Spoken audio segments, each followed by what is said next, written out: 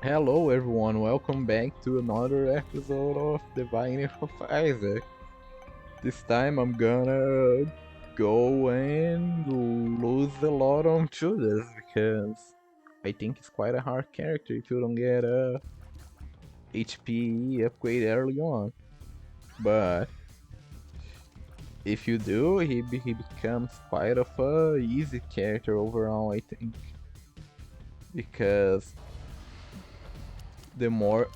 Oh yeah, Cam 1 this got a super buff compared to before. As soon as you you get your first seed, you get a big tears and damage up. But still, I'll probably end up dying because of the hit I took there. I'm not that great with avoiding hits, that you probably noticed from the runs you've been hopefully or not hopefully watching, because it's it's quite something for me to play while talking. So last time I was talking about how, oh, this makes life so much easier, about how there's a mod that adds that adds more, that's going to add more floors to the game, right? And how it will make Shoal have two floors. And I was also talking about Revelations. I don't know if any of you have given Revelations a go, but I think it's a really nice mod, and I think it balance changes they did from Afterbirth to the Repentance version were really nice. Overall, they were really good. They made the bosses way easier, where they when they where they were really quite hard. The mini bosses for the floor, in my opinion, I think now they're quite way more fair, because at least now you get an item before going to the mini bosses, right? Before you needed to go straight from the first room of the run to the alternate floor in the mod, and that made it pretty spicy overall, because you could get bosses with a ton of HP that had really complicated attack patterns, really cluttered rooms. Now the rooms are way more empty, right? Or not, way less clutter, way more clear, and that makes the whole experience way nicer, in my opinion. And they have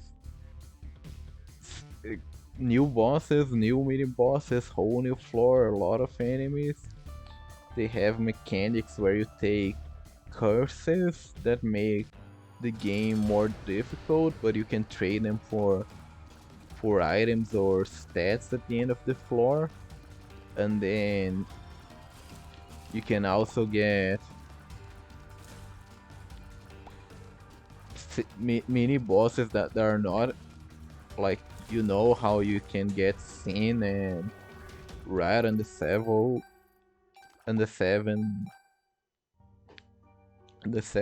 sins. They have an exclusive for each one of the other floors you have on the mod, which is really nice.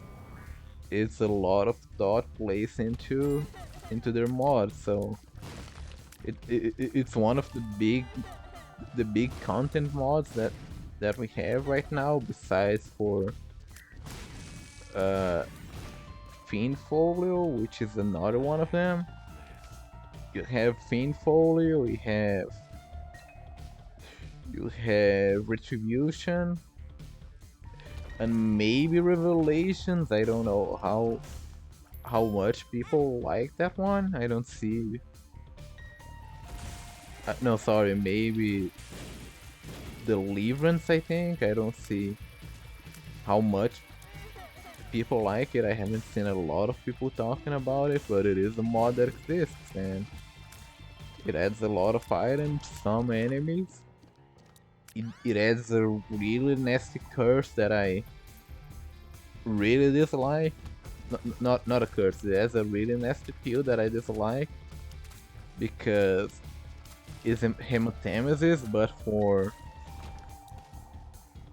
it's hematemesis, but instead of being on your red heart, it's on soul hearts. And when I was testing it out, I got it a bunch of times on Andromeda, right, which is a character that only gets soul hearts, and it basically killed my run because I used it twice, and the second time I had 12 HP because I didn't really know what it did, and I went all the way from 12 HP down to like what, 4 or 5, maybe even less, because it dropped half soul hearts as well instead of dropping a bunch of full soul hearts, which was pretty unlucky overall. But now that I get a bit more of experience with modding the game, I know how I can disable the peel, right, which ends up making the whole thing way more fun for me, because I really don't like that specific peel effect, and I think like you're already working hard to get soul hearts. They're way less frequent than the normal hearts, right? Having a peel that just negates everything is pretty counterintuitive for me, but some people like it, right? So more power to them. I'm not gonna say you're wrong for liking what you like. Each people has a preference. Like some people like games made really hard, some people like them really easy, some people like them just the right amount of spice. I for one like the games a little bit on the easier side, but I can enjoy some easy games, right?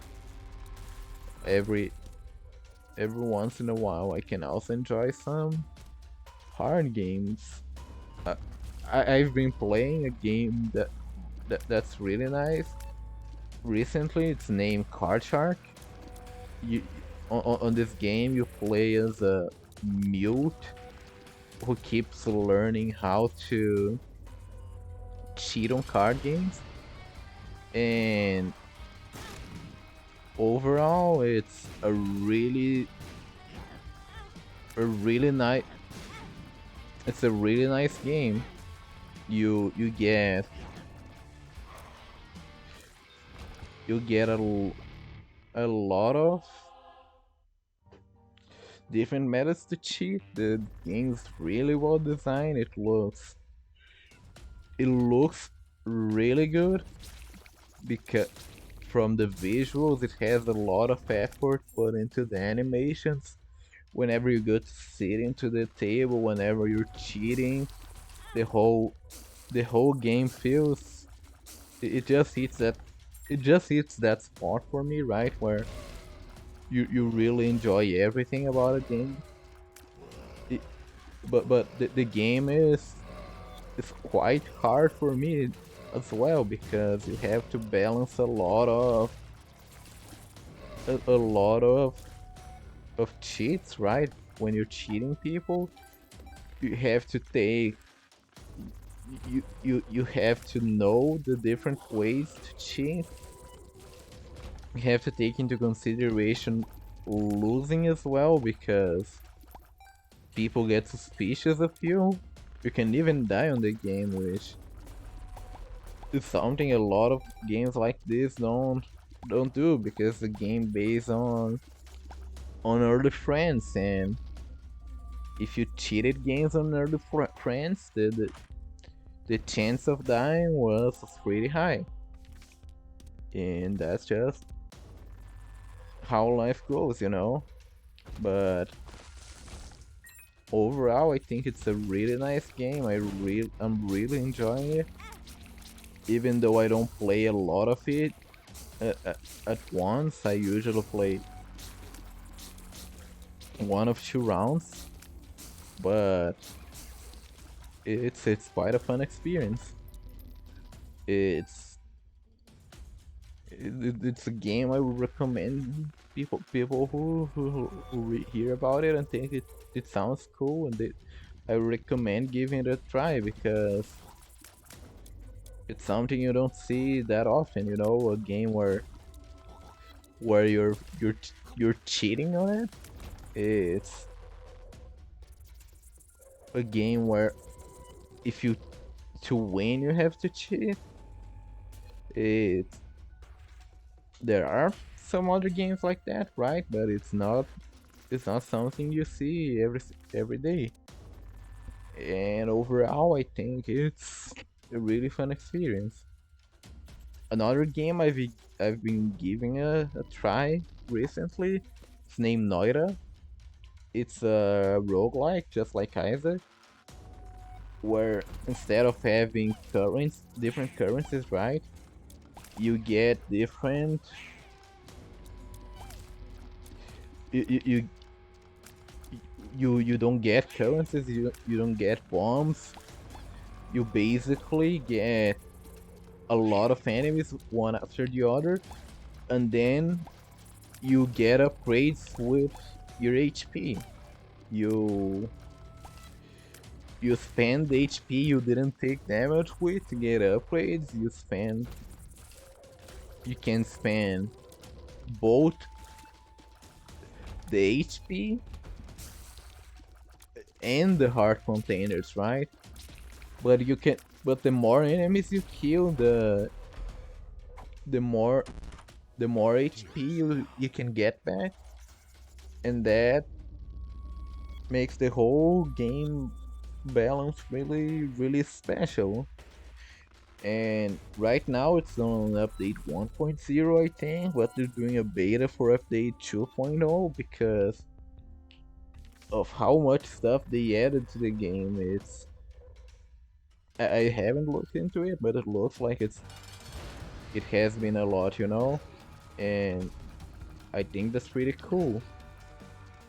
Uh, Developers doing more and more work on games that they love, you know, and making up updates that you think would be small, be way bigger, right? Another example of that is another game I enjoy a lot that's named Terraria. I think most people know about Terraria, right? It's a 2D world builder game with a focus on combat. People call it the 2D Minecraft, but in my opinion, it's really different from Minecraft, because Minecraft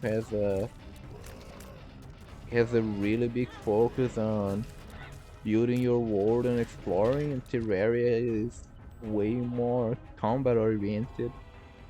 But because you can build on both games, a lot of people unfairly compare them, but I think each one of these games has their own charm, and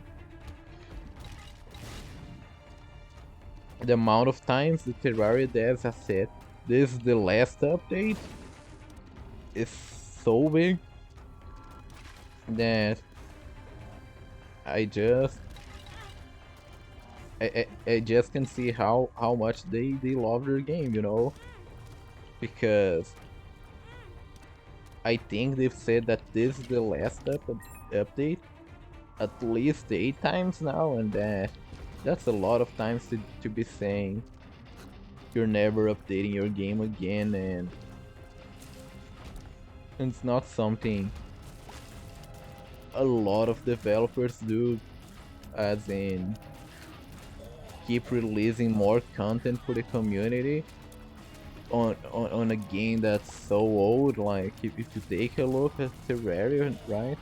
It released back in what, 2011, and it still keeps getting updates to this day, and that's really nice of them. That's a lot of effort they place in the game, right? And you don't see, it's not something you see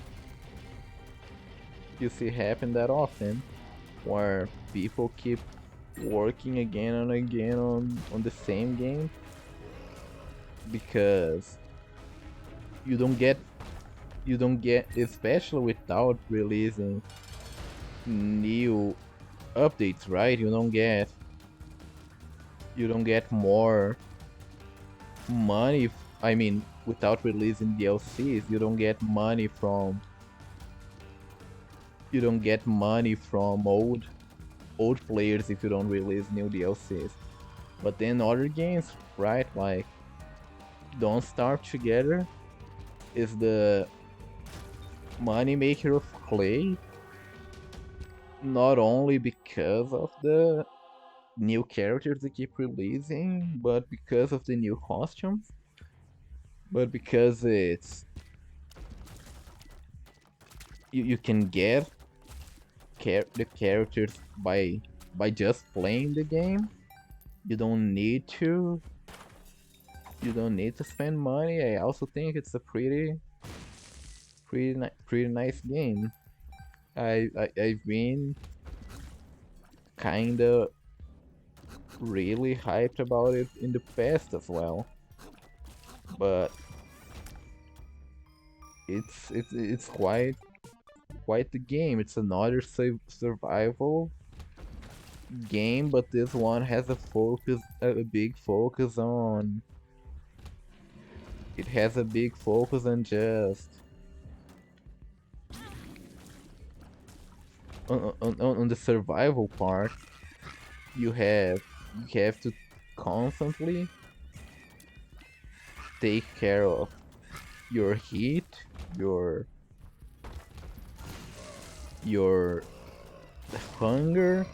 You have to survive during the night because you get a lot of you get attacked if you don't get into a fireplace, right?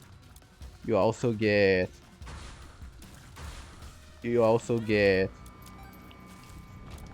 monsters that appear in the road sometimes, right? Big bosses going after you, and it can happen in the middle of the night as well. For example, the biggest boss that can follow you, like usually the boss you first experience when playing the game is called the Gear Clock. He attacks you in the middle of the night, right? So you always need to be careful about it, and he tends to destroy your base if you're not prepared for it. And if you're playing the game for the first time, that's probably what's going to happen. You're probably gonna get destroyed by the boss, because you don't expect it to just attack you, right?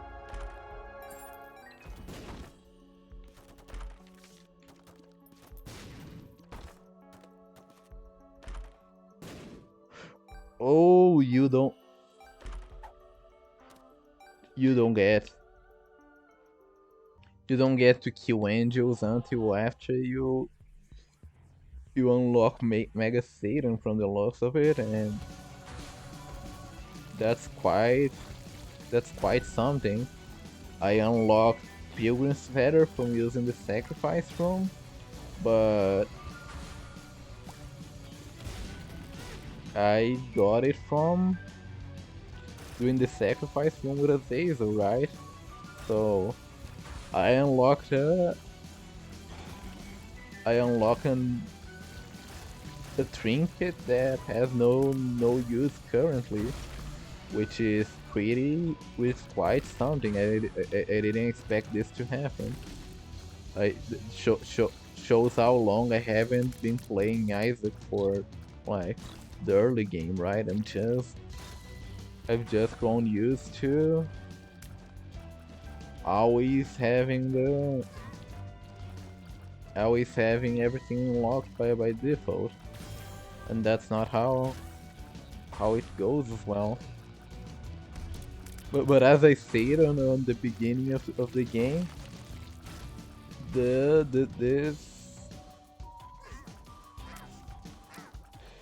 this character Judas, right? I have issues with his HP, but if you can get it going, right?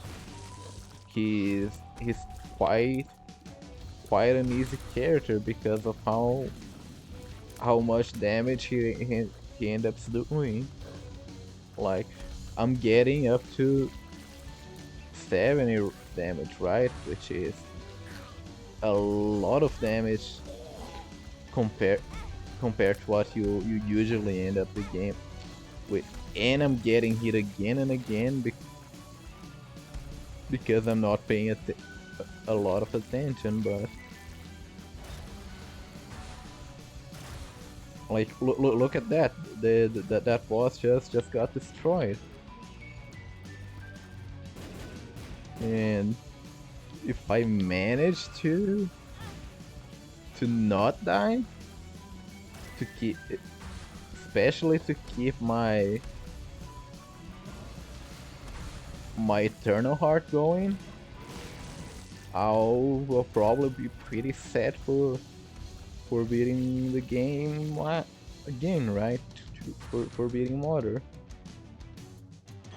But this boss is quite difficult for me as well. The Hunt.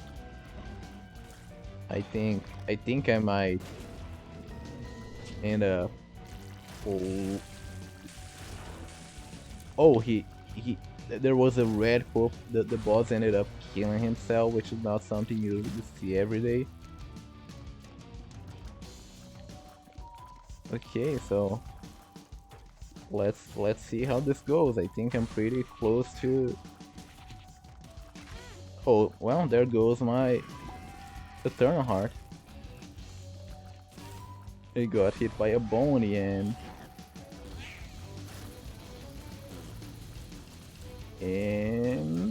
that's it. I've been getting hit a lot on what during this boss rush. But let's go into the one with 2 HP, right? Because that's how stuff goes. At least I have a world card, which will probably make stuff easier. I'll just plop it down on this first one, and then I'll use 2 bombs to get 3 bombs, since I'm not in a rush for time anymore. I'll probably just go above as well. Kill the beggar and get maybe a higher chance at a deal. And there goes my deal chance. Let's go back for the HP, because this HP might end up saving me in the future. Let's hope I somehow manage to to win. Because stuff is looking really spicy right now. And especially on this floor, right? I have a lot of issue finding tinted rocks, which are your main source of HP for... Oh, this boss shouldn't be that hard, especially with the amount of damage I have, right? Like, look at that. Easy boss, and then, ooh, this makes my life really easy as well. I'm gonna use bombs and see if I can get so hard out of the fires. No, so hard. And let's go to the next one. Let's see how this one goes. Ooh, nice. 2 cards, the sun. So now I also know where the boss on this floor is, which makes this floor way easier as well. Just due to not having to explore the full floor to find your way to the boss. Oh, but I'm just gonna bomb out of this room. I might end up dying just because of that room. I hate that. I hate the whole set enemies because they end up making my life way more difficult just because of how much you need to wait to be able to hit them, right? I'm gonna bomb it before going in. See, I would just get money, which would make stuff way harder, and I could end up dying there. I should be good to go though, and this is gonna be it, right? Or not, I'm gonna go another floor down and risk it for the biscuit, because why not risk another progression break, even though this floor has basically no rocks, right? You only see this kind of rocks here, and you don't get tinted rocks here, but I can get my HP back. I can get amnesia.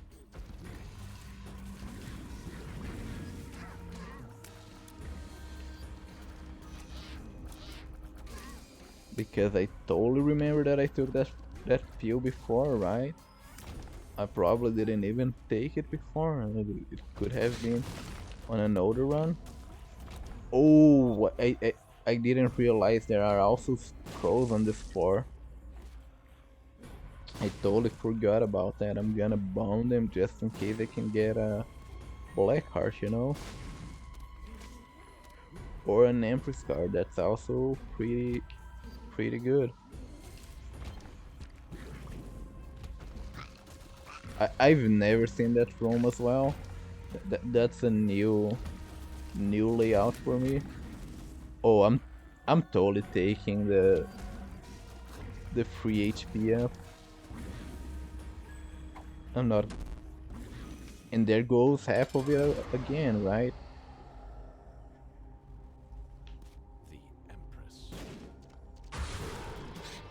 But this should be pretty easy with this amount of damage and way more HP now than I had last floor.